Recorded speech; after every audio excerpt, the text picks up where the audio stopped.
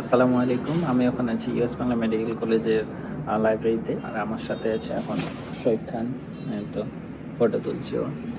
তো এই যেই জায়গাটা আমি এখন বসে আছি, এটা মূলত সিনিয়ররা পড়াশোনা করে এবং এখানে টিচার্সরা বসে পড়াশোনা করে। আর ওই সাইডে স্পেস আছে, সেই জায়গায় জুনিয়ররা পড়াশোনা করে। আর আপনাদের একটু দেখাই, ওই যে দেখতে পাচ্ছেন ওটা হচ্ছে বুক সেলফ। ওখানে সব বইগুলো আছে, আপনার প্রয়োজনীয় বইগুলো আপনি ওখানে পাবেন, জাস্ট এন্ট্রি করে নিতে হবে। আর ওই সাইডে দেখছেন, ওই সাইডে ওটা হচ্ছে জুনিয়ররা পড়াশোনা করে ওখানে।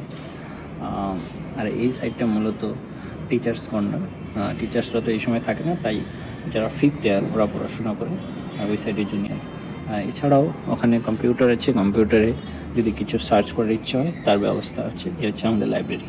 তো এই লাইব্রেরি খোলা থাকে হচ্ছে সকাল 8টা থেকে রাত 9টা পর্যন্ত।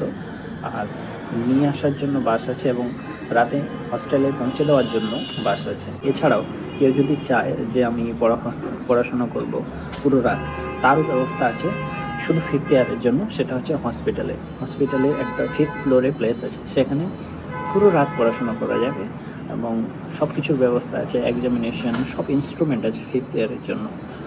যে পুরো রাত পড়তে পারে, ইনস্ট্রুমেন্ট দেখতে পারে এবং এক্সামিনেশন করতে পারে, সেই ব্যবস্থাগুলো আছে।